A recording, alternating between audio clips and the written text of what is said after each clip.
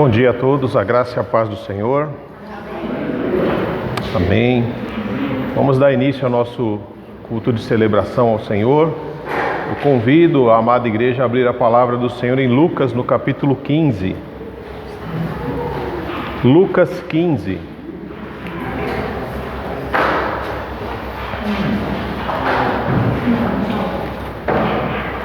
Lucas capítulo 15, verso 17. Lucas 15, 17. A palavra do Senhor nos diz: quando finalmente caiu em si, disse: até os empregados de meu pai têm comida de sobra, e eu estou aqui, morrendo de fome. Vou retornar à casa de meu pai e dizer: pai, pequei contra o céu e contra o Senhor, e não sou mais digno de ser chamado seu filho. Por favor, trate-me como seu empregado ou seu servo. Essa é uma história muito conhecida nossa, a história que fala do filho pródigo. No momento em que ele achava que estava sob o controle de todas as coisas, que podia viver independente do pai, ele tomou a decisão de sair de casa e vai para o mais longe que ele pode, da presença do pai, da presença do irmão, da comunhão da família. E ali, rodeado de pessoas que se diziam amigos, gasta toda a herança que ele havia pedido do pai. E quando o dinheiro acabou, os amigos, entre aspas, amigos, sumiram. Ele não tinha mais dinheiro, não tinha o pai próximo, o irmão próximo, não tinha os amigos, não tinha mais nada. E aí ele começa a trabalhar naquilo que era o de pior na época, que seria cuidar de porcos. E ele vai começar a cuidar dos porcos, e chega um momento que ele tem tanta fome que ele tem o desejo de comer a comida dos porcos. E à medida que aquele desejo vem ao coração dele, poxa, que fome! Imagina, o estômago roncando e ele desejando comer a comida dos porcos. Naquele momento ele se lembra de onde ele saiu, o que ele abriu mão. Ele abriu mão da casa, ele abriu mão do pai, do irmão, da comunidade, para viver uma ilusão, a ilusão de poder ser independente do pai. E nessa hora ele cai em si, é como se o Espírito Santo trouxesse iluminação à escuridão da mente dele. Olha, vem a luz para iluminar aquilo que você perdeu. Você lembra do seu pai? Você lembra como os servos do seu pai são tratados? Então, você está numa situação muito, mas muito distante da de um servo do seu pai. Mas nem tudo está perdido. A questão do arrependimento, ela sempre é presente na nossa vida. Arrependimento e fé não são presentes, não são metas que nós buscamos alcançar, mas são dádivas que o Senhor nos dá, tanto o arrependimento quanto a fé. E isso pode acontecer em qualquer momento da nossa vida. Arrependermos e permitirmos que a fé cresça dentro de nós e tomarmos decisões, uma mudança de direção. Ele estava indo numa direção para cada vez mais longe do Pai, até que o Espírito Santo trouxe discernimento a ele. E naquele momento ele entendeu que o caminho que ele tinha escolhido era o errado e que ele precisava retornar, uma mudança de caminho, uma conversão de pensamento e de coração. É isso que precisava acontecer com o filho pródigo, para que ele retornasse à comunhão, para que ele voltasse a desfrutar do amor que ele encontrava na presença do pai, do seu irmão, da sua comunidade. E muitas vezes na nossa caminhada nós enfrentamos muitas dificuldades, que uma boa parte delas são resultados das nossas decisões. E a gente vai tentando cada vez mais ser independente, sermos fortes, sermos autossuficientes, até que o Espírito Santo traz luz sobre as nossas decisões e mostra: olha, como você tem tomado decisões erradas, como as suas decisões têm feito você se parecer mais com o mundo do que com Deus. E é nessa hora que a gente precisa ter o discernimento para nos arrependermos, colocar em prática o arrependimento que nós já recebemos do Senhor e também a fé que o Senhor nos dá. E esse arrependimento e essa fé vão fazer com que nós retornemos à comunhão dos santos, à comunhão com o Pai, a desfrutar da presença do Espírito e da comunhão dos irmãos. Hoje é um dia, irmãos, em que o Senhor nos chama para a comunhão da mesa. E o apóstolo Paulo fala para a gente fazer essa autoanálise, né? A autoanálise, ela, como eu sempre digo, são todos os dias, não apenas no dia da ceia. Mas o dia da ceia é um dia em que realmente a gente se preocupa em fazer essa autoanálise. Então nós possamos fazer isso hoje. Que nós possamos olhar para as decisões que nós temos tomado e entender para onde essas decisões estão nos levando. O que essas decisões estão fazendo de nós e conosco. Que em nome de Jesus, o Espírito Santo nos dê discernimento nessa manhã, para compreender aquilo que o Pai tem a tratar conosco, para nos permitir abrir não só os nossos lábios para louvar o Senhor, mas o nosso coração, para ser tratado, cuidado, restaurado, curado, a fim de que nós realmente possamos louvar o Senhor em espírito e em verdade, para a glória do nome do Pai. Senhor, graças te damos pela Tua palavra e te damos graças pela presença do Teu Santo Espírito em nós, de forma poderosa, agindo, nos levando a refletirmos sobre as nossas decisões. Nos ajuda, Senhor, a compreender aquilo que nós temos feito de errado, as decisões que temos tomado por caminhos tortuosos, Deus, que tem nos afastado do Senhor. Em nome de Jesus, Pai, nós rogamos a Ti que venha ao nosso encontro nessa manhã e cause em nós a transformação para a qual o Senhor tem lançado a mensagem, a qual o Senhor nos criou. Faz de nós aquilo que o Senhor tem como propósito, Senhor, para a glória do Teu santo nome. Que em nome de Jesus, os nossos louvores nessa hora, Deus, não sejam apenas de lábios, mas que sejam de coração. Que em nome de Jesus a nossa adoração não seja apenas externa, mas que todo o nosso ser louve ao Senhor, Deus. É o desejo da nossa alma, é o anseio, Senhor, do nosso coração. Que em nome de Jesus nós sintamos a presença do Senhor viva, presente, eficaz, ativa, poderosa nessa manhã, agindo em nós e através de nós, Santo Deus. É o desejo, é o anseio da nossa alma, Pai. Que nada, Senhor, possa impedir de ouvir e de sentir o Senhor presente aqui hoje, Pai. É a nossa oração em nome de Jesus. Amém.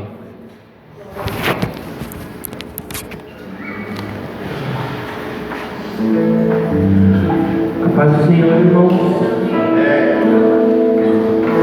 Lá em João 14:6, Jesus diz: eu sou o caminho, a verdade e a vida, e ninguém vai ao Pai a não ser por mim. Talvez no momento em que ouviram isso, ninguém entendeu. Talvez foi como se fosse uma mensagem enigma, né? As pessoas ouviram de que Jesus era o único caminho para ir ao Pai, mas o que significava não sei. Hoje nós somos agraciados pelo Espírito Santo que nos ajuda a entender isso. De que hoje a única salvação que nós podemos ter é através da crença de que o sacrifício de Jesus foi verdadeiro. É por isso que nós temos uma ceia. Todo primeiro domingo do mês nós escolhemos, né? É feita a ceia onde nós nos lembramos de que foi dada a carne de Jesus, de que foi dado o sangue de Jesus, e que esses atributos no sacrifício que Ele ofereceu por nós são que permitem a nossa salvação. Já que um dia Ele foi o cordeiro que foi entregue na cruz, não tinha pecado. Jesus disse lá atrás que Ele era o único caminho para a verdadeira liberdade, para a verdadeira salvação. Muitas vezes nós mesmos não entendemos isso. Essa música ela vem refletir sobre o que foi o sacrifício de Jesus, sobre o sangue dele que nos leva além, que nos leva a todas as alturas, onde a gente pode se aproximar mais do Pai. A cruz que Ele carregou mostra toda a graça, o amor de Jesus que Ele por nós, e que através desse sangue nós somos lavados do pecado, somos livres, e algo mais benéficos nós somos tornados. Através desse sacrifício que nós livramos hoje, nós podemos ser livres e salvos. Amém? Amém? A igreja pode cantar junto conosco esse louvor.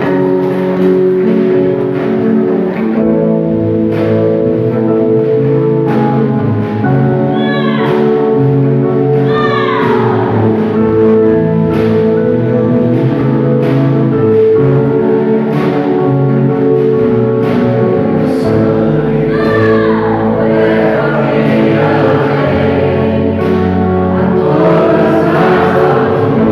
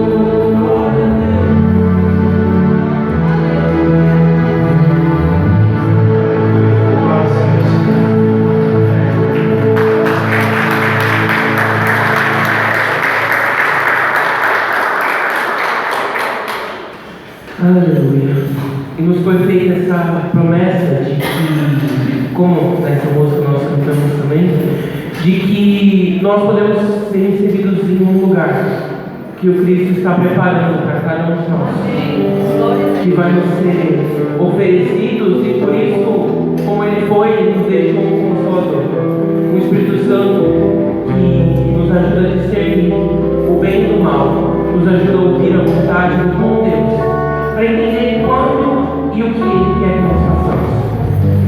Muitas vezes nós nos sentimos sós na caminhada, como foi até dito ontem na Assembleia, de que meu pai muitas vezes se sentia sozinho, sem apoio, sem alguém que o fortalecesse ou ajudasse. E muitas vezes no nosso dia a dia nós também sentimos isso. Essa solidão, essa fraqueza muitas vezes, esse desânimo. Às vezes a gente perde o foco, não entende o que está de errado ou o que falta, muitas vezes. E esse Espírito Consolador, pela graça de Jesus, sempre traz em nossa memória de que não estamos sós, de que Jesus não nos deixou para titia. O Senhor Jesus, Ele nos manteve com o Espírito Santo dele. E como eu já disse até antes, na Bíblia nos é mostrado vários momentos em que Deus se mostra de maneiras diferentes. No Antigo Testamento falava audivelmente, agia de maneiras extraordinárias. Jesus veio logo em seguida como homem entre nós, e hoje temos o Espírito Santo dentro de nós, para nos lembrar de que a realidade de Deus nunca acaba, de que a sua graça e o seu amor são perfeitos, e de que Ele é um Deus de promessas. Se Ele disse que veio nos buscar, é porque Ele veio. Ele é fiel à palavra dele, e fiel a cada um de nós, que mesmo muitas vezes falhos e pecadores, como a cruz veio nos mostrar, Ele não deixa de nos amar, e não deixa de lutar por cada um de nós. Amém?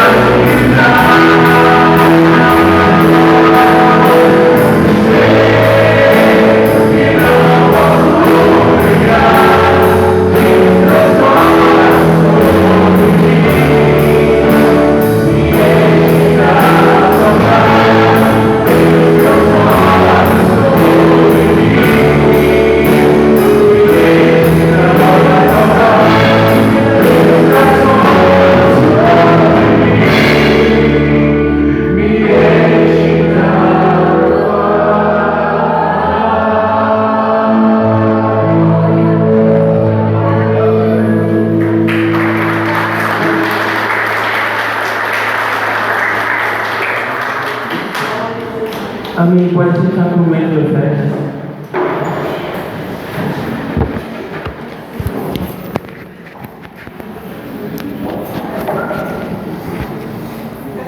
Um texto muito conhecido nosso se encontra em Mateus, no capítulo 6, no verso 21. Onde está o seu tesouro, ali também está o seu coração. E no verso 24 diz que ninguém pode servir dois senhores, pois odiará um e amará o outro, será dedicado a um e desprezará o outro. Vocês não podem servir a Deus e ao dinheiro, né? Quando nós olhamos essa palavra, a primeira pergunta que eu tenho para fazer para cada um de nós é: aonde está o seu coração? Porque é muito claro, nosso coração é onde está o nosso tesouro, aquilo que mais vale para nós, aquilo que é mais precioso em nossas vidas. É o dinheiro? Então o coração está no dinheiro. É o trabalho? Então o coração está no trabalho. São N fatores? Sim, então o nosso coração está nessas coisas. A nossa relação com o dinheiro é uma relação muito complicada, porque o dinheiro ele é quase que um Deus. Por isso que o próprio Jesus diz: ó, vocês não podem servir a Deus e ao dinheiro. Esse dinheiro, quando ele coloca, ele é quase como uma pessoa, né? Alguém que você possa pegar, alguém que você possa tocar, alguém a quem você possa se ajoelhar diante dele, adorá-lo, dizer: olha, eu sou teu, faça de mim o que você quiser. Muitas pessoas fazem isso com o dinheiro. O dinheiro diz o que elas têm que fazer, quem elas devem ser. E aí o coração é corrompido, as relações são destruídas, a família não resiste. E à medida que essa pessoa serve ao dinheiro, não existe espaço na sua vida para servir a Deus. Em uma vida não cabe o serviço a dois deuses. Ou nós adoramos ao Deus Todo-Poderoso e dele dependemos, ou nós vamos adorar um outro Deus chamado dinheiro. E depender de posses, de bens materiais, coisas passageiras, temporárias e perecíveis. E acumulamos um tesouro às vezes grande aqui na terra. E as pessoas olham: nossa, como fulano é próspero, como Beltrano é bem sucedido, como tem bens materiais, tem tudo de que precisa. Talvez aos nossos olhos tenha, mas talvez falte algo, ou melhor, com certeza falta o principal: Deus. E é por isso que nós resistimos tanto quando chegamos no momento de contribuir no reino. Porque como que eu vou entregar o meu Deus? O meu coração muitas vezes está no dinheiro.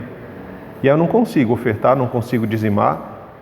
E eu penso sempre nas contas, eu penso sempre nos gastos, eu sempre penso: ah, mas vai faltar, ah, mas eu vou me endividar, né? Nós sempre encontramos argumentos para não fazer aquilo que nós não queremos fazer. Por isso que nós ministramos no último encontro, né, aqui no domingo, que nós devemos levar todos os nossos argumentos cativos até a cruz de Cristo. Porque é a Ele que nós servimos, Ele é o nosso Deus, e o nosso coração precisa estar nele. Essa é uma luta que é travada por cada um de nós nesse momento, de colocar a mão no bolso, e aí tem um escorpião que morde, né? Mas nós precisamos saber o motivo real pelo qual nós estamos contribuindo no reino. Porque é nele que está o nosso coração, é no Senhor que está a nossa dependência, é do Senhor que vem a nossa alegria, o nosso sustento e a nossa provisão. Por isso eu te convido a nessa hora você separar aí o seu dízimo, a sua oferta, aquilo que você trouxe à casa do Senhor, ficar de pé para que nós possamos orar agradecidos por aquilo que você já trouxe. E se porventura o teu coração ainda não está no Senhor, eu oro para que esse coração seja alcançado. Deus Todo-Poderoso, bendito é o teu nome, nós te agradecemos, Deus, pela provisão em nossas vidas que é Jesus, e pelo sustento, o alimento de cada dia, o trabalho de cada um, os recursos financeiros que cada um tem de acordo com o teu querer e a tua permissão e vontade, ó Pai. e que nós possamos, em nome de Jesus, nessa hora, envergonhar o inferno, Senhor, com a nossa dedicação, com a nossa adoração, entregando no Teu altar, Senhor, uma expressão do nosso louvor e da nossa adoração em forma de contribuição, para que o reino de Deus seja expandido e abençoado na vida de pessoas que necessitam de ajuda, Senhor. Nós oramos ao Senhor agradecidos, Pai, por os corações que já foram alcançados. E também intercedemos por aqueles que ainda têm um coração resistente, Senhor, e que ainda não entenderam que a nossa existência é uma dependência constante do Senhor, Pai. Louvado seja o Teu nome pelas contribuições que estão sendo trazidas à Tua casa nessa manhã, Pai. Nós Te agradecemos em nome de Jesus. Amém. Podem trazer seus dízimos e ofertas, depositar aqui no gasofilácio, enquanto os irmãos nos conduzem em mais um louvor. Amém. Amém. Esse louvor nós possamos declarar e dizer que nos rendemos ao Senhor e que Ele é tudo que nós precisamos.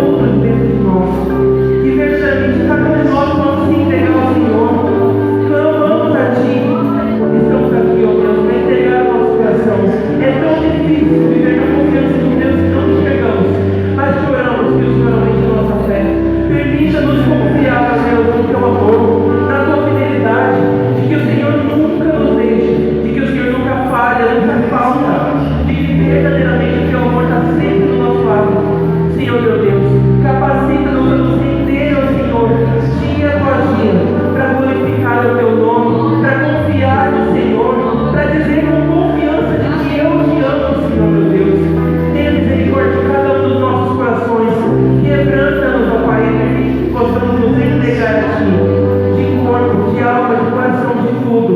Que verdadeiramente possamos servi-lo, Deus, e viver em confiança e dependência de Ti, Pai amado. Essa é a nossa oração, Senhor Deus. Em nome de Jesus.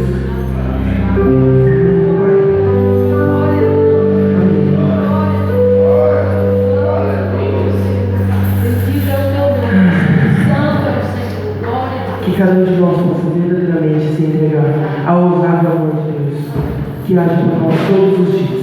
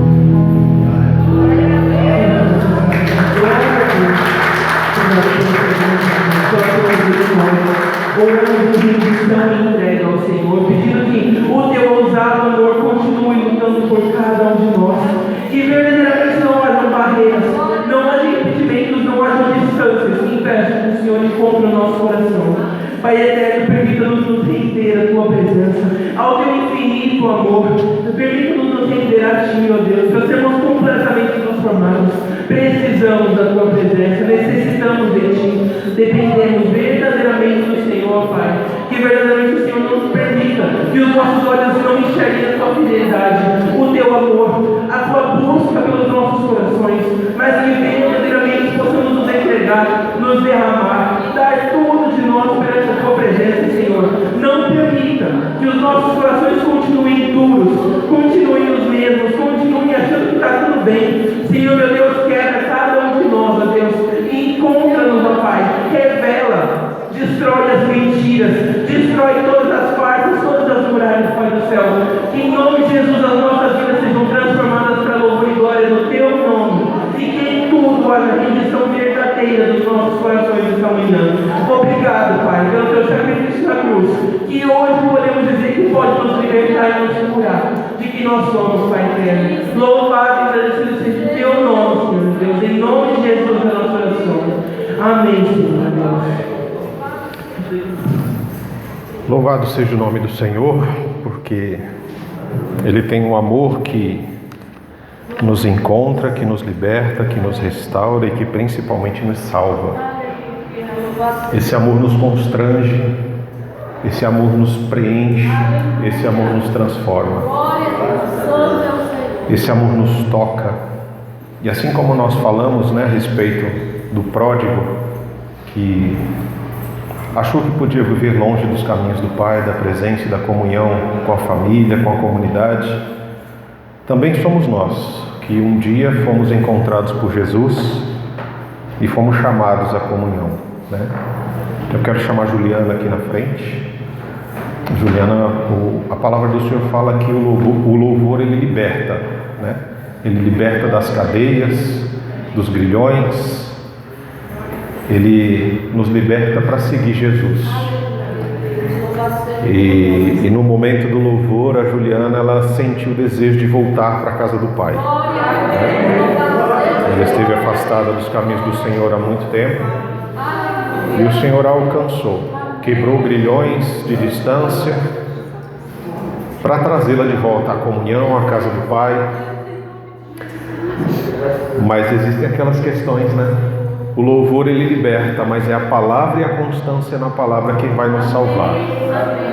Então, assim como ela manifestou esse desejo de retornar à comunhão, à casa do Pai, nós temos o compromisso e a responsabilidade de acolher a irmã, não como filhos mais velhos, mas como filhos que entenderam o amor do Pai e que estão dispostos a acolher, a abraçar e a continuar a caminhada juntos, fortalecendo a irmã Juliana no amor, na palavra, nessa caminhada que não é fácil. Nós sabemos que não é fácil.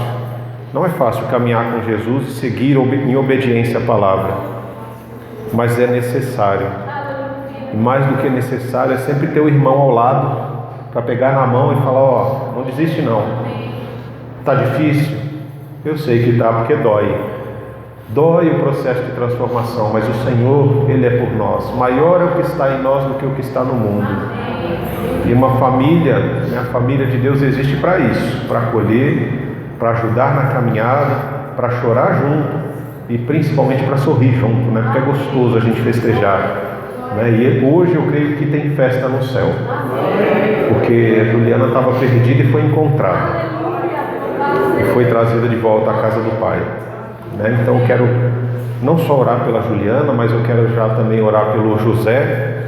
José faz aniversário essa semana. Vem aqui, José. Vem cá. Hoje a irmã Ângela também está fazendo aniversário. Então ela não está conosco, deve estar comemorando com a família, Amém.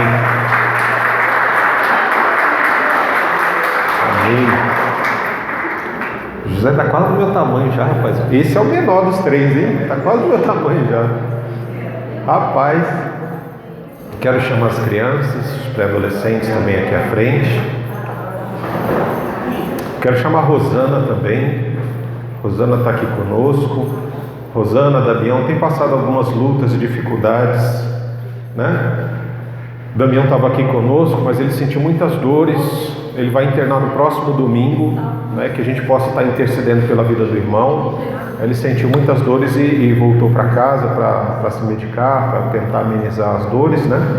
Próximo domingo ele vai ser internado para passar por um procedimento cirúrgico.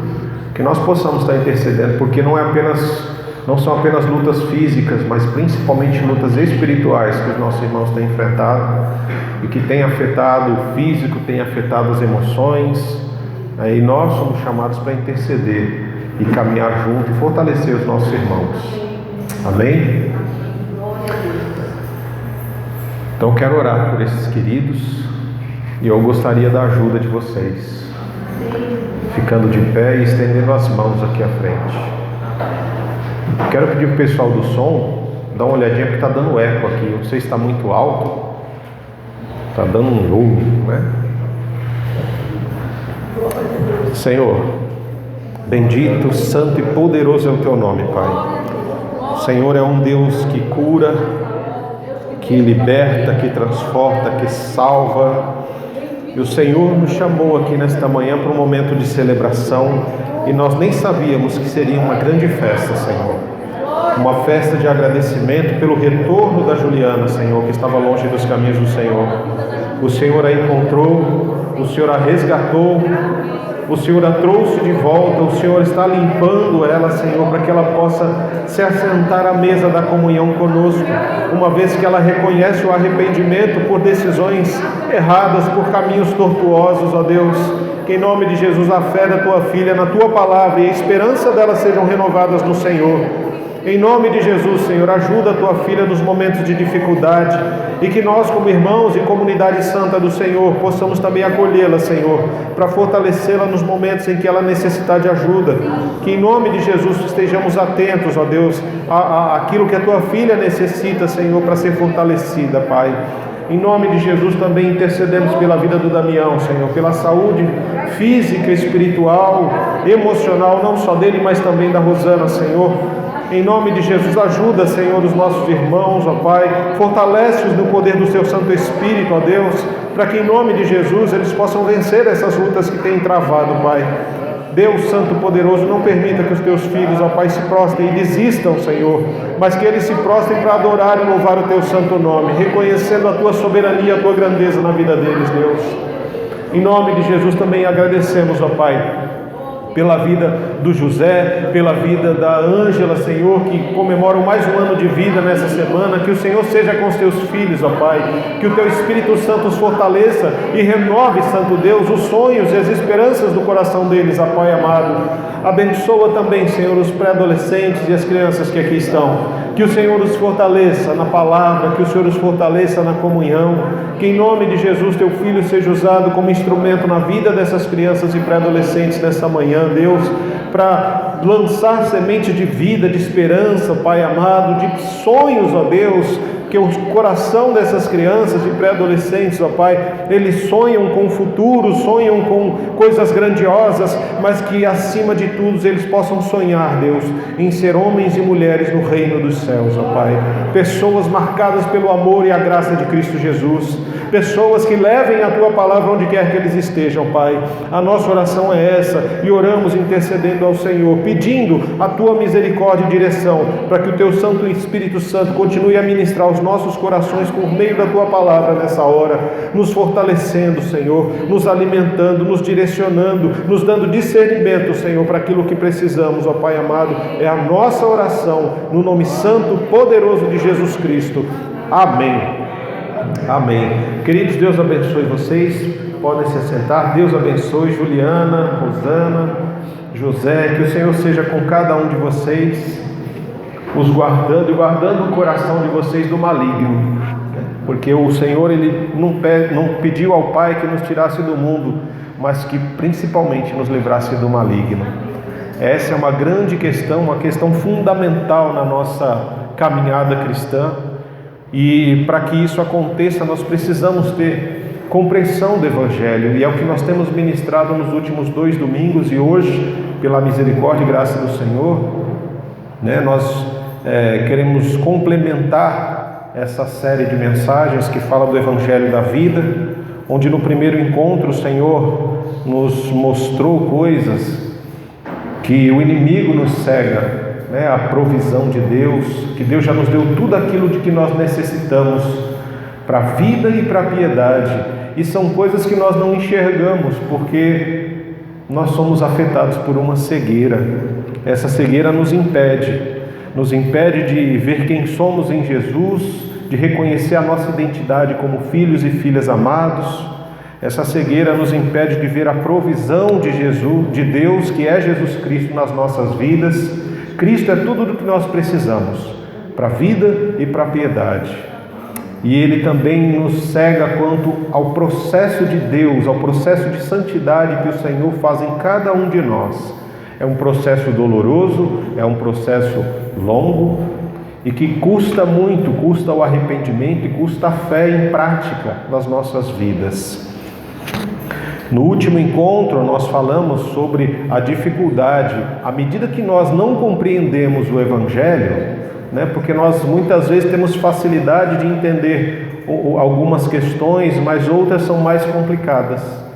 E aí, por não questionar, por não perguntar, por não nos esforçarmos em compreender o Evangelho, nós começamos a usar máscaras que vão esconder o vazio que existe na nossa mente, no nosso coração. E essas máscaras são as mais diversas, são máscaras de formalidades, de rituais, de leis, de mandamentos, rituais que vão fazer com que a gente viva pulando de igreja em igreja atrás de experiências místicas e extraordinárias, experiências que vão impedir que a nossa fé e o nosso caráter sejam moldados, máscaras de ativismo, onde nós deixamos de adorar e de realmente buscar ao Senhor para servir. Queremos só servir, mas esquecemos de que não existe serviço que substitua a adoração, A busca muitas vezes desesperada por conteúdos, por conhecer e não colocar em prática aquilo que o Senhor tem nos abençoado. E a gente vai engordando espiritualmente e vai morrendo, porque se a gente não exercitar na comunhão, na prática de vida, aquilo que o Senhor nos abençoa, essas coisas não vão se desenvolver. Elas vão morrer em nós, porque nos tornamos críticos das outras pessoas, acusadores, tomamos o lugar do diabo, Nós falamos, agora diabo, você não acusa mais não, quem acusa sou eu. Porque nós queremos conhecer demais. E esquecemos de que o Evangelho é vida e vida em prática, vida em exercício, em comunhão. E essas coisas se tornam argumentos para nós, Argumentos que vão fortalecer o nosso egoísmo e o nosso orgulho. Então é um prato pronto para cair, E é exatamente sobre essa questão que eu quero conversar com vocês hoje. Porque para que essas coisas todas aconteçam, nós não estamos compreendendo realmente o Evangelho. E o que eu preciso fazer para compreender o Evangelho? Essa é a grande questão. Nós vimos que estamos cegos para enxergar algumas coisas que o Senhor já fez por nós. E à medida que nós nos tornamos cegos para algumas coisas, nós não buscamos compreender o Evangelho e somos pessoas muitas vezes vazias de pensamentos e de emoções. Mas o que eu preciso fazer para preencher esse vazio que existe em mim? Já que eu consigo compreender que eu fui perdoado de pecados do passado e que Deus tem preparado para mim um lugar no futuro, na eternidade com Ele. De certa forma eu fui libertado da condenação do pecado, e eu vou ser um dia livre da presença do pecado na minha vida. Mas entre eu ser perdoado pelos pecados passados e um dia estar na eternidade com Deus e não ter mais a presença do pecado na minha vida, tem um espaço de tempo que é chamado hoje, presente. E é esse espaço de tempo que nos preocupa, porque é nesse espaço de tempo em que o poder do pecado tem atuado nas nossas vidas. E o que eu preciso fazer para que esse poder do pecado tenha cada vez menos lugar na minha vida? O que é preciso para que esse poder esteja atuando cada vez menos em mim, para que esse poder não me corrompa mais e mais a cada dia, para que esse vazio, esse buraco de existência, de compreensão do Evangelho não aumente na minha vida? O que é necessário que eu faça? O que é necessário que eu busque? Né? Eu preciso entender duas coisas principais, e a gente vai falar delas. Mas para entrar nelas eu gostaria de falar para vocês sobre uma ilustração que fala do rei Midas e o toque de ouro. Muitos de nós conhecemos essa história, talvez alguns não, e por isso eu quero compartilhar com vocês. O rei Midas era alguém muito amável, um rei que ele conduzia bem o seu reino, e ele tinha desejos, tinha sonhos no seu coração, como todos nós temos. O seu coração ansiava por mais e mais riquezas. E uma vez ele convidou alguém para um momento ali de muita alegria, e beberam juntos, comeram juntos, se alegraram. E este alguém, ele era amigo de um dos deuses, de Dionísio. E Dionísio ficou tão contente, porque o rei Midas tinha convidado o seu amigo para um momento, e esse amigo tinha ficado tão alegre, que o Dionísio falou assim: olha, eu vou te conceder um pedido, rei. Peça o que você quiser e eu vou te conceder. O rei Midas já sabia o que ele queria. O anseio do coração do rei Midas é que tudo que ele tocasse se tornasse ouro, se transformasse em ouro. Ele queria riquezas. E ele seria um rei muito, mas muito rico. O Dionísio olhou e falou: olha, ele pensou, isso não é um bom pedido. Mas se esse é o desejo do seu coração, então eu vou lhe conceder esse desejo. Então, a partir daquele momento, o rei Midas foi contemplado com o poder de transformar tudo que ele tocasse em ouro. E aí ele, mais do que depressa, já foi querer testar, os seus novos poderes. Aí ele correu, foi ali: eu vou pegar um pano. Pegou um pano, o pano se transformou em ouro. Aí ele pegou um outro objeto que era de prata, se transformou em ouro. A alegria dele foi tanta, nossa, ele transbordou de alegria naquela hora. E aí o dia foi passando, aí o rei começou a ficar com uma fominha, bateu aquela fominha.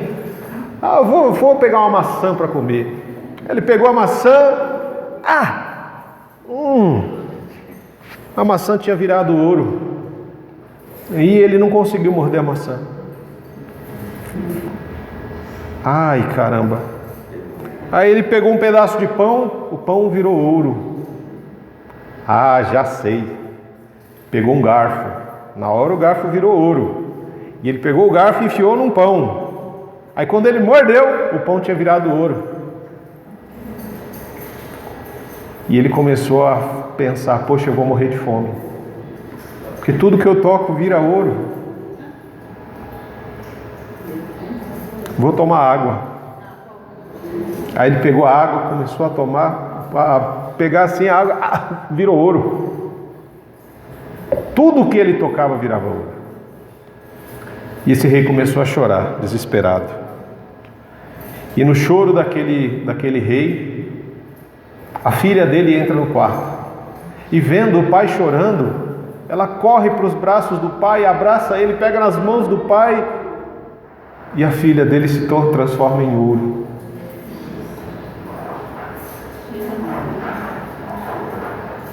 O final da história depois vocês pesquisem e vejam, mas eu quero ir só até aqui para você entender essa primeira questão que nós precisamos entender, Para que a gente possa, o que a gente precisa compreender do Evangelho, para que o nosso vazio seja preenchido. São duas coisas. A primeira delas é compreendermos a extensão e a gravidade do pecado na nossa vida. Nós vivemos muitas vezes uma vida alienado a essas questões, né, tão importantes. Você já parou para pensar qual é a extensão do pecado e a gravidade do pecado na vida do ser humano? Quando nós olhamos as Escrituras, nós passamos 2 capítulos muito belos e poderosos, animadores, Gênesis 1 e 2, mas a partir de Gênesis 3 algo acontece. A partir de Gênesis 3 o homem, o ser humano, busca a independência de Deus, busca viver longe da direção do que Deus mandou ele viver, e ele se torna não só um pecador, permite que o afastamento de Deus aconteça na vida dele, mas também como ele torna toda a terra e toda a criação maldita. E tudo que nós conhecemos de mal, de ruim na nossa vida, na existência, na face da terra, no planeta Terra, tudo é fruto de Gênesis 3. Fruto das decisões que foram tomadas ali em Gênesis 3.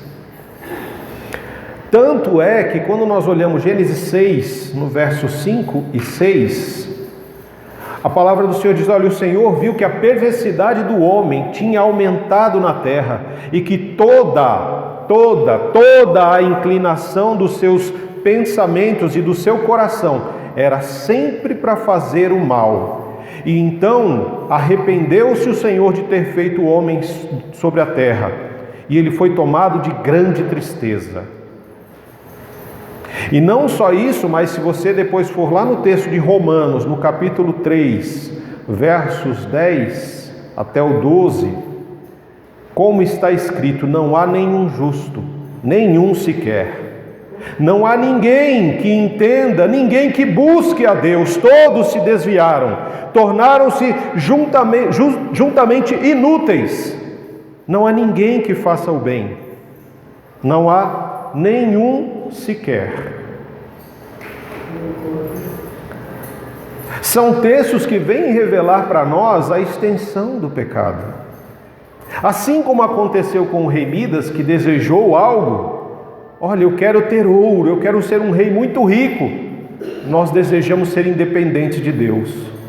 E a partir desse desejo do coração humano, porque queremos ser Deus, Deus se faz um menino, se faz um ser humano para vir nos buscar, como humanos querendo ser deuses, desde Gênesis 3. E é exatamente isso que faz com que tudo que nós tocamos seja contaminado pelo pecado. Tudo que nós falamos é contaminado pelo pecado. Nós precisamos entender, irmãos, que o pecado, ele alcançou tudo que nós fazemos, todos os nossos pensamentos, todas as nossas motivações. As nossas motivações, elas são contaminadas. A nossa justiça, a própria justiça nossa, ela é contaminada pelo pecado. Porque qual é o parâmetro da nossa justiça? Somos nós mesmos. Eu quero justiça. Que tipo de justiça? A minha justiça. É o olho por olho e dente por dente, elevado à 10ª potência. Tem que ser algo muito, mas muito poderoso mesmo. E é interessante que nós vivemos meio que negligenciando a extensão do pecado e a gravidade dela na nossa vida. Tanto que nós cremos na depravação total do homem, de que o homem é totalmente pecador, desde o fio do cabelo até a ponta do pé. Ele é completamente, totalmente pecador. Mas ai daquele que vier nos chamar de pecador. Ai daquele que vier apontar em nós os nossos erros e os nossos pecados. Nós nos vestimos e vestimos a nossa capa de justiça e lutamos com unhas e dentes para defender quem nós somos, a nossa honra. Por quê? Porque nós somos tomados de orgulho, nós somos tomados de vaidade. Ai de quem me chamar de mentiroso, ai de quem disser que, olha, eu tenho pensamentos pecaminosos, ai de quem vier apontar o dedo para mim, para dizer alguma coisa, de que eu não sigo o Senhor, de que eu não busco o Senhor, e que a minha busca pelo Senhor é uma busca com motivações erradas, porque eu busco o Senhor porque eu quero alguma coisa, ai de quem fizer isso comigo. Mas a palavra do Senhor fala para nós, esse texto de Romanos 10 é muito claro. Ele diz que não tem um justo, nenhum sequer, não tem ninguém que busque a Deus realmente. A nossa busca ao Senhor, ela é contaminada pelo pecado e é uma busca manchada por motivações egoístas. Mas ai de quem vier falar qualquer coisa. Por que nós precisamos entender isso? Você lembra do texto de Marcos 7, a partir do 20, que nós estamos falando constantemente, que ele fala para nós, olha, não é o que entra no homem que contamina, mas é o que sai dele. O problema não está do lado de fora, está do lado de dentro. O problema está em cada um de nós.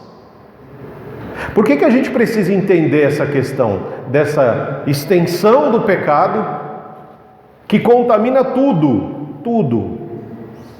Né? Eu tenho um filho, que anjo, que bênção, ok, mas é um pecador, ele foi contaminado pelo pecado, porque todo o seu ser é contaminado. Você, marido, você, esposa, o casal, são pecadores, e vão ter filhos pecadores, que vão precisar ser instruídos na palavra para buscar arrependimento, busca do Senhor e uma entrega completa, total, plena ao Senhor. Por que a gente precisa compreender isso? Porque enquanto eu não aceitar as más notícias do Evangelho, e quais são as más notícias? É essa, de que nós tomamos decisões erradas, nós nos afastamos e tudo que nós fazemos é contaminado pelo pecado. Motivações, pensamentos, emoções, atitudes, tudo o que nós fazemos é contaminado pelo pecado. Essas são as más notícias do Evangelho para nós. E assim como um viciado, que só vai encontrar cura quando ele reconhecer a sua necessidade, a sua contaminação completa do vício, de que ele é dependente daquilo, de que ele precisa daquilo desesperadamente para viver e que aquilo está matando ele todos os dias. Enquanto a gente não compreender isso, que são as más notícias de um pecado que tem uma extensão enorme, que contamina tudo e todos, em todos os lugares, nós não vamos conseguir entender as boas novas. Eu preciso entender as más notícias para compreender a boa notícia do Senhor para nós. Enquanto eu não compreender essa extensão do pecado e que ele veio, contaminou a todos nós, e o diagnóstico do pecado na nossa vida é terminal, não tem cura. Nenhum de nós pode buscar um médico na face da Terra, no planeta Terra, que possa curar essa enfermidade. Ela é muito, mas infinitamente muito pior do que uma pandemia, porque ela afeta não só apenas nós seres humanos, mas ela afeta toda a criação. Tudo aquilo que Deus criou perfeito, nós estragamos e tornamos maldito. Essa é a má notícia. A boa notícia é que o Senhor teve misericórdia de nós. A boa notícia é essa, de que nós podemos aceitar essa boa notícia, de que a graça, a restauração, a reconciliação, o perdão, a misericórdia, o amor, a esperança, a fé, a justiça, todas essas coisas se encontram no Evangelho da vida. E são, não para pessoas que se acham puras, pessoas que se acham justas, pessoas que ainda vivem sob a sua autorrealização, a sua autodependência, né? A sua independência de Deus. Isso tudo não é para esse tipo de gente que ainda não reconheceu. E como eu falei, quando nós vemos pessoas que são viciadas, elas têm os seus encontros, em que naquele encontro ela vai ouvindo, olha, eu era assim, eu fazia isso, isso e isso, mas já tem um tempo que eu não sou assim. Eu tomei uma decisão de mudança na minha vida. Eu reconheci quem eu era, eu reconheci que eu era escravo, e que eu precisava ser liberto. E a partir daquele momento, daquela decisão, aquela pessoa começa a tomar outras decisões e trilhar um outro caminho. Nós também somos assim. Só que tem uma diferença. Não basta apenas a gente reconhecer, nós não temos poder algum para conseguir nos libertar do poder do pecado na nossa vida. E aí pode vir aquele sentimento de que eu estou perdido, tipo Paulo, ai de mim que sou pecador, ai de Paulo não, Isaías, que grita, ai de mim que sou pecador. O que eu vou fazer da minha vida? E agora? Por isso é importante a gente reconhecer, para compreender o Evangelho, a gente precisa compreender a extensão do Evangelho que toca a tudo e a todos em todo lugar, e que o diagnóstico final desse pecado é terminal, é morte, não tem jeito. Quando eu compreendo essas más notícias, eu passo também a receber boas notícias. É como aquele diagnóstico que a gente olha e fala, você está com câncer, e é terminal, não tem jeito. E aí o chão se abre, aquele vazio se torna tudo o que nós temos. É como se olhássemos para um abismo, sem esperança, sem alegria. Até que a gente reconhece, eu não sou nada e nem ninguém, eu sou pequeno, pecador, miserável, sou afetado, e essa enfermidade ela veio por causa das minhas decisões. E eu preciso de alguém que me renove a esperança. E é nessa hora que a gente entende a segunda parte, A primeira é entender a extensão e a gravidade do pecado. A segunda parte é entender a profundidade da graça. Porque se nós somos contaminados por uma doença terminal chamada pecado, somente a graça profunda de Deus em nossas vidas pode nos curar. Pode nos curar do poder do pecado agindo em cada um de nós. Porque quando uma pessoa ela recebe um diagnóstico desses, a tendência da pessoa é o quê? Ela perde o ânimo, ela perde a esperança, ela perde a alegria e ela se entrega àquela doença. E aí essa doença acelera o processo de corrupção do corpo, de contaminação, acelerando ainda mais o processo de morte, até que vem a profundidade da graça. E essa profundidade da graça, quando vemos Filipenses capítulo 2, a partir do verso 5, nós lemos nas Escrituras claramente: seja a atitude de vocês a mesma de Cristo Jesus, que embora sendo Deus, não considerou que o ser igual a Deus era algo que deveria pegar-se, mas esvaziou-se a si mesmo, vindo a ser servo, tornando-se semelhante aos homens. E, sendo encontrado em forma humana, humilhou-se a si mesmo e foi obediente até a morte, e a morte de cruz. Cristo tinha uma posição de Deus, totalmente fora de qualquer possibilidade de pecado.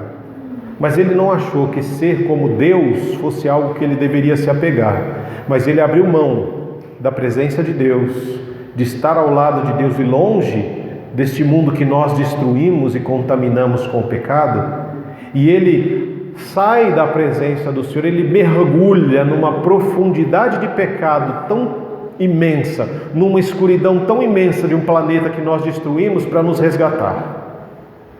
É a profundidade, assim como os mergulhadores vão até a profundidade do mar, eles mergulham no oceano bem profundo, assim foi Jesus. Ele veio olhando a escuridão em que o mundo se tornou, olhando a escuridão que tomava a mente e o coração de cada um de nós, e ele mergulha nessa escuridão, a fim de restaurar em nós a imagem e a semelhança de Deus. Porque a imagem de Deus, a qual nós fomos criados, ela foi embaçada pela nossa distância de Deus. Assim como a gente olha no espelho, no momento que a gente está tomando banho, que o espelho está todo embaçado e você não consegue ver a imagem. Ela está toda cheia toda borrada no espelho.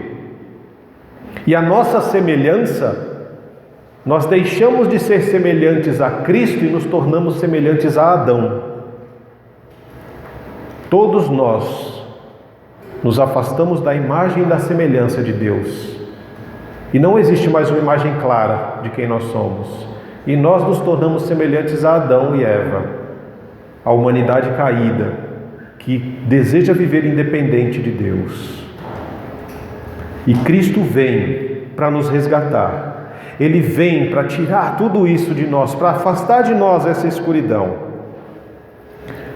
E Jesus, ele vem de uma forma silenciosa, vivendo para impactar vidas, transformando a realidade das pessoas, e quando ele morre, ressuscita e ele sobe aos céus, ele é ascendido aos céus, de volta para a presença do Pai, ele envia para nós, para habitar em cada um de nós, dentro da nossa escuridão, o Espírito Santo, para nos revelar verdades jamais sonhadas, que nós jamais poderíamos pensar. E à medida que esse Espírito Santo ele vem e começa a habitar em nós,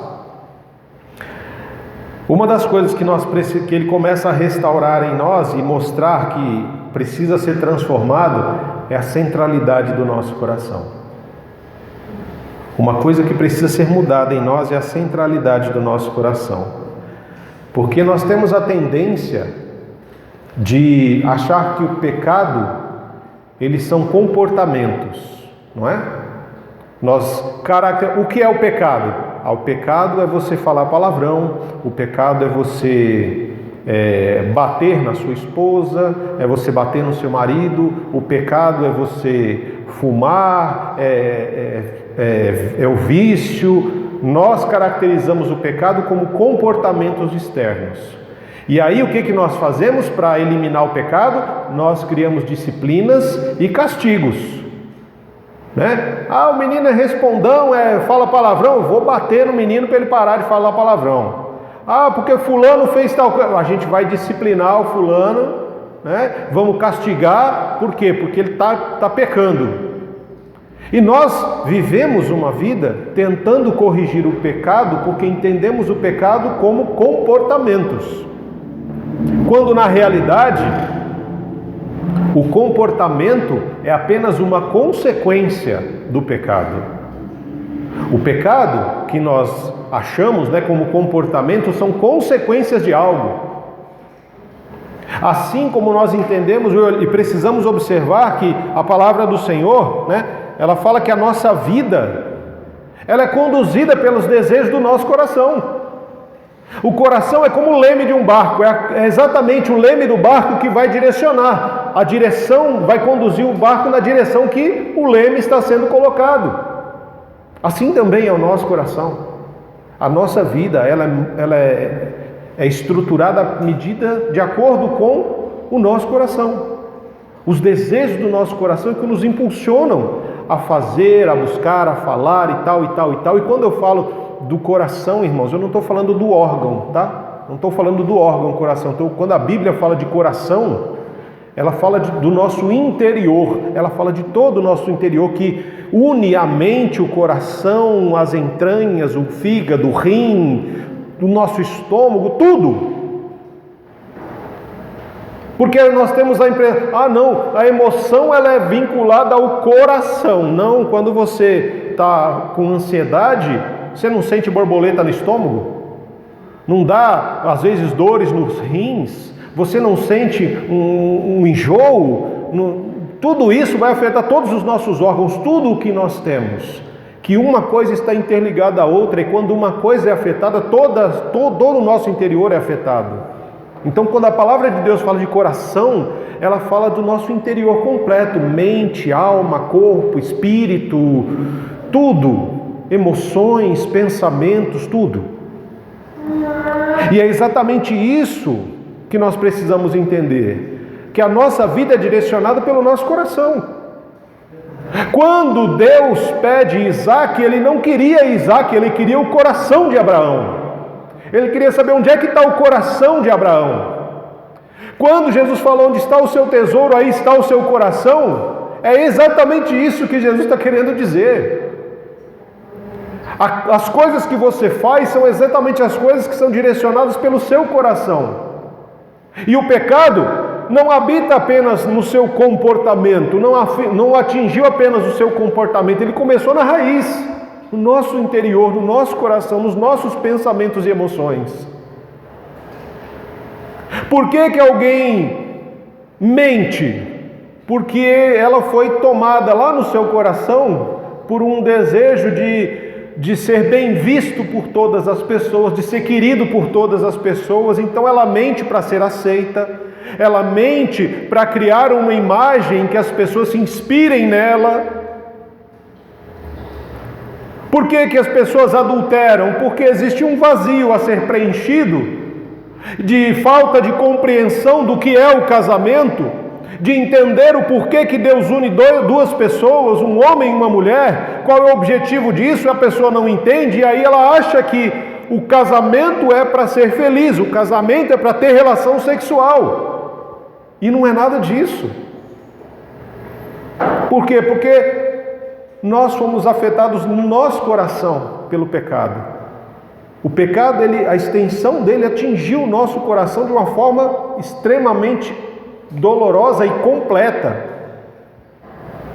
E aí, quando olhamos Jeremias 17, no verso 9 e 10, o Senhor falou: eu sou o coração é mais enganoso que qualquer outra coisa, e a sua doença é incurável. Quem é capaz de compreendê-lo? Quem de nós aqui é capaz de compreender o que faz, por que faz, como faz? Quem de nós é capaz de compreender as razões do coração? Quem de nós aqui é capaz de compreender os seus pecados, revelados e ocultos? Nenhum de nós. Porque, como o Senhor disse aqui, o coração humano ele foi tomado por uma doença incurável. E ninguém é capaz de compreendê-lo. Mas, no verso 10 ele diz: eu sou o Senhor, que sonda o coração e examina a mente, para recompensar cada um, de acordo com a sua conduta e de acordo com as suas obras. Só existe uma cura, uma única cura, para essa doença chamada pecado, que atingiu tudo e todos, e que tem um diagnóstico terminal. Só existe uma cura, e essa cura é chamada Jesus Cristo. E este foi enviado como uma provisão para a nossa vida, por Deus, o Todo-Poderoso. E ambos enviaram para nós um Espírito que é santo, para habitar em cada um de nós, para trabalhar dia a dia, para nos convencer do pecado, da justiça e do juízo que há de vir. Por isso, Provérbios 4, 23 diz: olha, de tudo que você faz, de tudo que você tem, de tudo, guarda o teu coração, porque é dele que provém as fontes da vida. É no coração humano que Deus fala, é no seu interior que Deus fala. E é por isso que o Espírito Santo vem habitar dentro de nós e não fora. O Espírito Santo, ele habita em nós, dentro de cada um de nós. Por quê? Porque o pecado não são comportamentos, mas são motivações, são pensamentos, são emoções que estão dentro de cada um de nós e que nós colocamos para fora em formas de comportamentos, gritos, violência, palavras de maldição, agressões, mentiras, falsidades, máscaras que usamos, depressão, que são coisas que vão afetar também a nossa alma, porque o pecado ele não afeta só fora, mas também dentro. A depressão, a ansiedade, o medo, o egoísmo, a vaidade, o orgulho. Isso fica dentro de cada um de nós e é nisso que o Espírito Santo vai trabalhar, para que essas coisas sejam mortificadas em nós. e que transforme o nosso interior e também o nosso exterior. Por isso que a presença de Cristo em nós, por meio do Espírito Santo, é uma outra coisa muito importante. Porque a nossa esperança, ela não repousa em rituais, em leis, mandamentos, liturgias, em ativismo, em conteúdos, não. A nossa esperança repousa em Cristo. Cristo é a nossa esperança. Ele é o poder de Deus, Ele é a sabedoria de Deus para nos libertar do poder do pecado, que atua em nós e através de nós, que nos contamina e contamina tudo que nós tocamos. Quando isso for curado em nós, irmãos, o nosso exterior também vai refletir isso. Assim como Deus nos colocou no jardim, para cuidar do jardim e manter aquele jardim lindo, puro, cuidado, abençoado, para que tudo crescesse bem, desse frutos que alimentassem. Essa era a nossa função inicial. E nós estragamos. E dentro daquilo que nós estragamos, tanto dentro de nós quanto fora, Deus envia Cristo como uma provisão para a nossa vida, como o jardineiro. Ele vem para restaurar o jardim que nós transformamos em pântano, por causa do pecado. E Ele vem para limpar o pântano de pecado e de sujeira que nós fizemos. E vai restaurar novamente um jardim lindo em nós.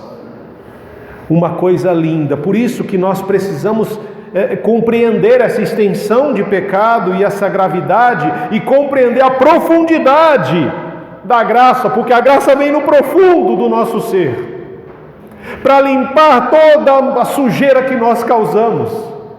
E quando entendemos as más notícias do Evangelho, nós também entendemos a boa notícia, e aí nós começamos a caminhar num outro rumo, numa outra direção, e entender como Paulo fala em Gálatas 20, em Gálatas 2, verso 20, quando ele diz: eu fui crucificado com Cristo.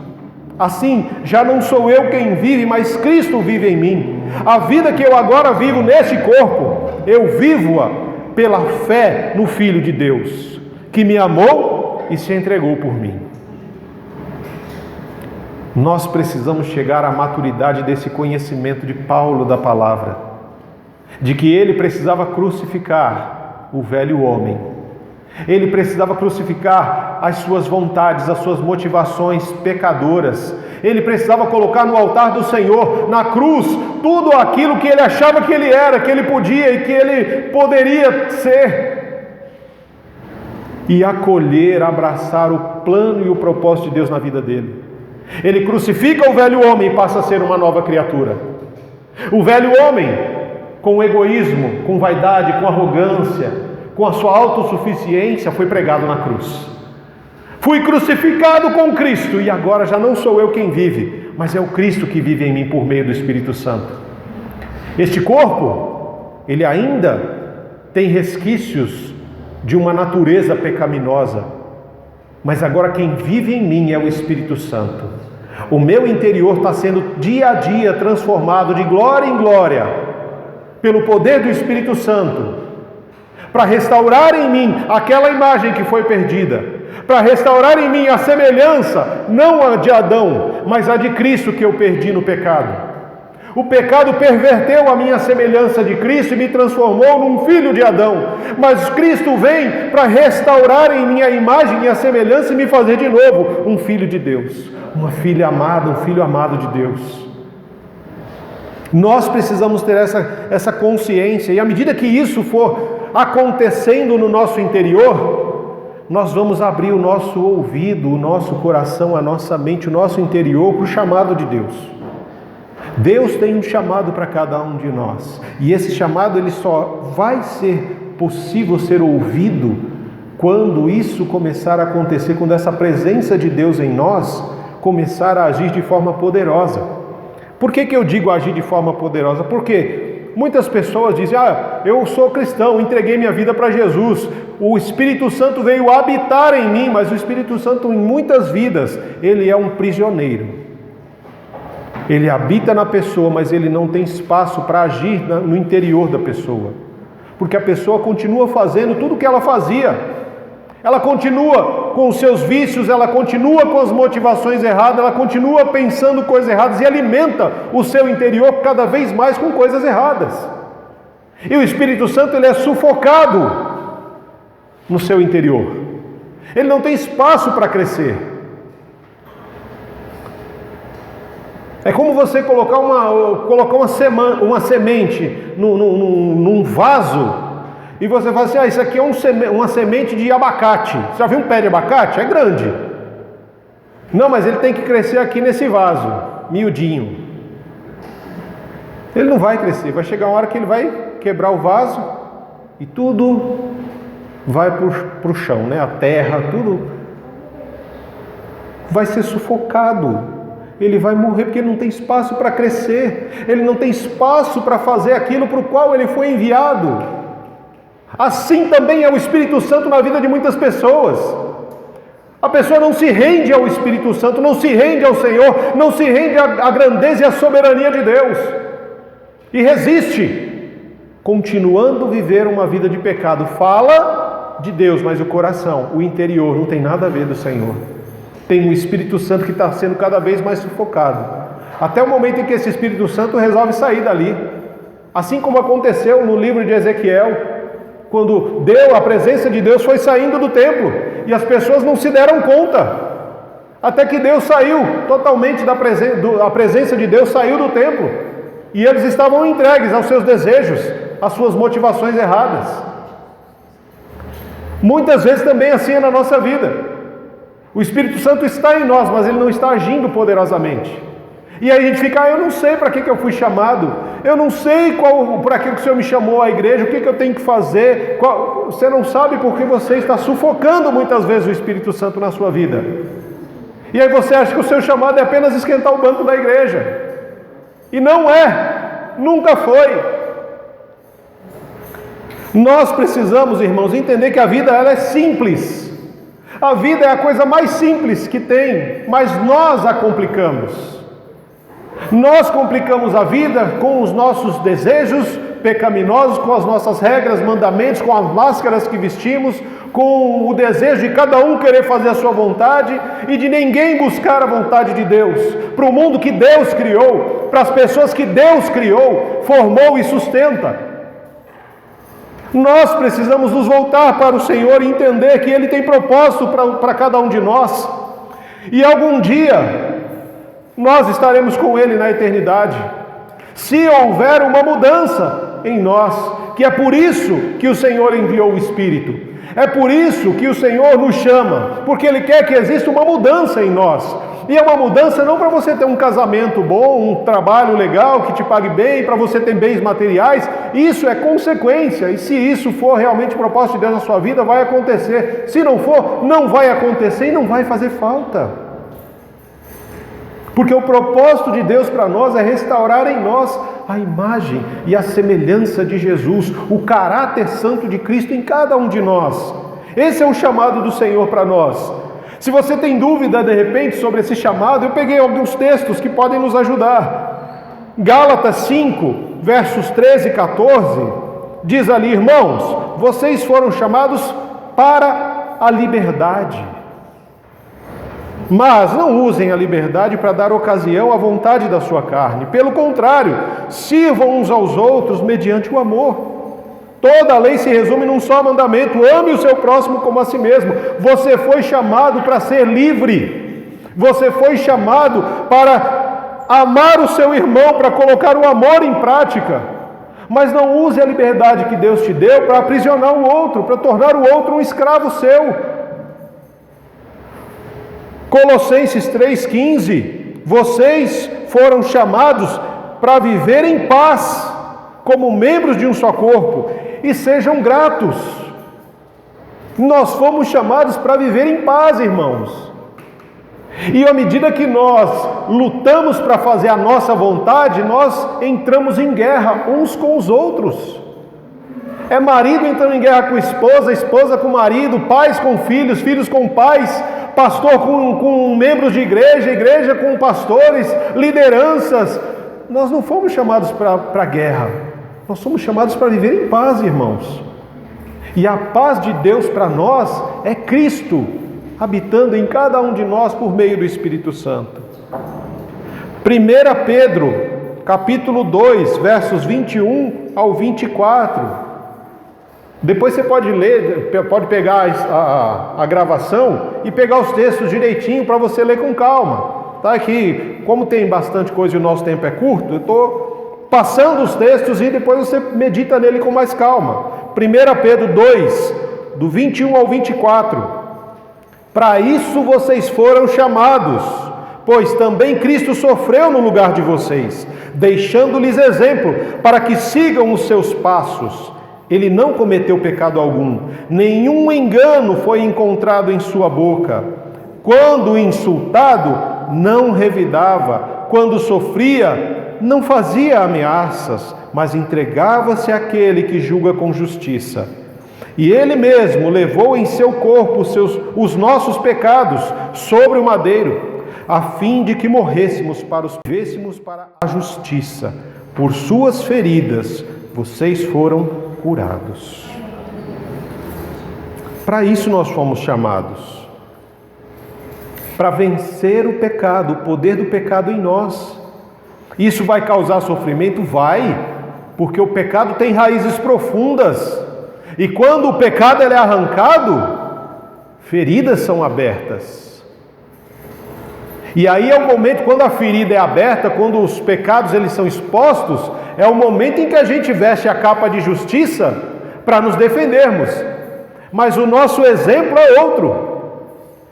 É o exemplo de alguém que não teve pecado, que nele não foi encontrado pecado algum. Nenhum engano saiu de seus lábios. Mas quando ele foi insultado injustamente, ele teria todo o direito de revidar, mas ele não revidou. Quando ele sofreu, por causa do meu e do seu pecado, ele não fazia acusações.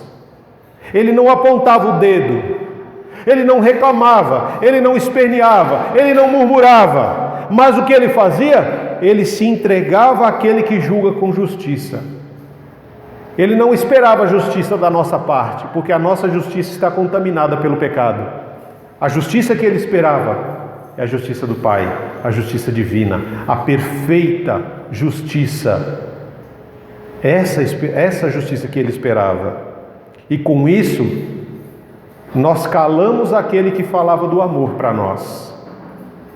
Porque nós queremos a nossa justiça, nós queremos a nossa vontade, nós queremos que aquilo que nós entendemos que é certo se faça, e cada um quer a sua justiça. E aí quando Jesus vem e fala, olha, vocês foram chamados para amar uns aos outros, vocês foram chamados para ter paz uns com os outros, e vocês só vão ter paz quando vocês abrirem mão do poder, da autoridade, da força, do controle, da vaidade, do egoísmo, da arrogância que vocês têm. Isso nos ofendeu, porque não compreendemos a extensão do pecado e nem a gravidade dele na nossa vida. E quando a graça se manifestou a nós preferimos calar a graça. Cala a boca, porque você está me ofendendo. E Jesus, quando era calado, ele olhava com olhos de misericórdia e amor. E aquele olhar também nos feria, nos constrangia, porque é um amor que nós não merecíamos. E nós sabíamos disso. E o que nós fizemos? Cruz para ele. Vamos crucificar, vamos calar, porque a voz dele vai muito profundo na nossa alma. Nós calamos Jesus, mas ele não foi calado. O Pai o ressuscitou, o Pai o exaltou. Ele está ao lado do Pai e Ele não nos deixou aqui sozinhos, Ele envia o Espírito Santo. E a gente precisa entender que todos os dias nós vamos enfrentar pecados novos para nós, porque ainda não cometemos, mas ele já existe. Todos os dias nós vamos continuar enfrentando os inimigos que nos assolam todos os dias. E nós vamos precisar todos os dias recorrer à profundidade da graça que nos salva, nos cura e nos liberta.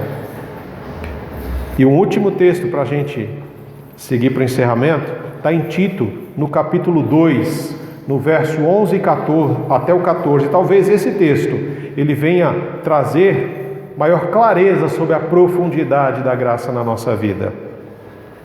Porque a graça de Deus se manifestou salvadora a todos os homens. Ela nos ensina a renunciar à impiedade e às paixões mundanas e a viver de maneira sensata, justa e piedosa nesta era presente, enquanto aguardamos a bendita esperança, a gloriosa manifestação do nosso grande Deus e Salvador Jesus Cristo.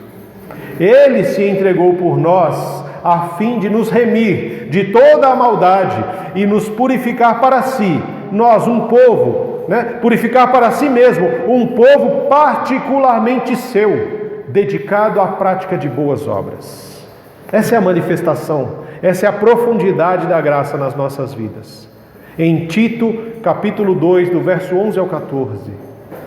Esse texto ele vem falar dessa profundidade, da graça de Deus que se manifestou salvadora a todos os homens. Todos. E vai nos ensinar por que ela se manifestou, por que ela se revelou a todos os homens, para nos ensinar a renunciar à nossa impiedade. Renúncia, ninguém quer renunciar. Mas ele veio para nos ensinar a renunciar à nossa impiedade, às nossas paixões mundanas. Para quê? Para vivermos uma vida de maneira justa, sensata, piedosa, neste mundo presente, aonde o processo de santidade de Deus está atuando em nós e através de nós. Esse processo que às vezes a gente não entende, mas ele é realmente profundo e transformador. Enquanto nós aguardamos a bendita esperança, que é a gloriosa manifestação do nosso grande Deus e Salvador Jesus Cristo. É isso que nós aguardamos. E enquanto aguardamos, nós somos chamados a celebrar constantemente a comunhão da mesa, a celebrar estes momentos que trazem ao nosso coração uma pequena expressão de algo tão grandioso que vai acontecer na eternidade, que está descrito lá em Apocalipse 19, as bodas do Cordeiro, onde estaremos assentados numa grande mesa com o Senhor, desfrutando da comunhão dos santos e de termos desfrutado de uma batalha tremenda contra uma doença terminal chamada pecado, que afetou toda a criação. E aqueles que estarão naquela mesa são aqueles que reconheceram as más notícias e assim acolheram as boas novas do Senhor, a boa notícia do Senhor, que é Jesus, o único que pode nos libertar, o único que pode nos salvar, o único que pode nos curar dessa doença maligna chamada pecado. E essa compreensão, ela deve ser celebrada todos os dias, porque todos os dias a graça, ela se manifesta em nós, e ela vai nos lugares mais escuros do seu coração, pensamentos, emoções, para resgatar em nós a imagem e a semelhança, o caráter santo de Cristo, para estarmos na eternidade com o Pai. Esse é o desejo do Senhor para nós: comunhão, paz, liberdade, amor, uns com os outros. E eu quero te convidar nessa hora a abrir o seu coração, porque a gente precisa compreender a extensão e a gravidade do pecado. Se a gente não entender isso, a gente também não vai entender a graça. A gente muitas vezes acha que a graça é para o outro, mas ela não serve para nós, mas ela é para todos, todo ser humano, mas nem todo ser humano vai entender e vai acolher a graça. Senhor, nós te agradecemos, porque o Senhor é bom e a tua misericórdia se renova todos os dias. Senhor, nós te agradecemos porque nós sabemos muito bem quem nós somos, e não somos boas coisas, Senhor. Nós sabemos que se nós não buscarmos a tua presença todos os dias, nós temos uma tendência a retroceder na nossa caminhada, a buscar coisas que nós já jogamos fora, a buscar falar coisas que nós já sabemos que não tem espaço nos nossos lábios, a motivações que nós já tínhamos abandonado. Senhor, tem misericórdia de nós Restaura em nós a alegria da Tua salvação. Que a Tua graça, ela toque, Senhor, cada vida aqui, cada pessoa que ouça essa mensagem. Que a Tua graça esteja presente em cada coração, em cada vida, transformando, Senhor, transformando o nosso interior. E dessa forma o nosso interior sendo transformado, as nossas atitudes também serão. Porque quando o pecado habita em nós, Senhor, as nossas atitudes são de pessoas pecadoras, que machucam, que ferem, que agridem, que buscam os seus próprios interesses. Mas quando nós compreendemos e damos espaço para o Teu Espírito Santo agir poderosamente em nós, Senhor, as nossas atitudes também são mudadas. Nós passamos a ter atitudes de paz, de alegria, de mansidão, de domínio próprio, de longanimidade, de justiça, Senhor, não nossa justiça, mas a justiça do Senhor. Deus, que o Teu reino venha, que o Teu reino tome os nossos corações, que a Tua graça nos inunde, Senhor, para que em nome de Jesus possamos ser transformados de glória em glória à medida que caminhamos para a eternidade, Deus. Hoje a Tua volta está muito mais próxima do que estava ontem, ó Pai. E o momento em que o Senhor vai transformar esse lamaçal que nós transformamos de pecado, Senhor, em um jardim transformado, lindo, cheiroso, Deus, esse momento se aproxima, Deus, onde tudo será transformado para a glória do Teu nome, aonde, Deus, aqueles que viveram para o Senhor serão acolhidos, e aqueles que viveram na sua autossuficiência, recusando a Tua soberania, a Tua graça, o Teu amor e a Tua misericórdia, serão condenados, Senhor. Pai amado, que em nome de Jesus, que o amor de Deus, que a graça de Cristo Jesus, que as consolações e a comunhão do Espírito Santo se renovem em nossas vidas hoje e sempre, constantemente, a nossa oração em nome de Jesus. Amém. Amém e amém.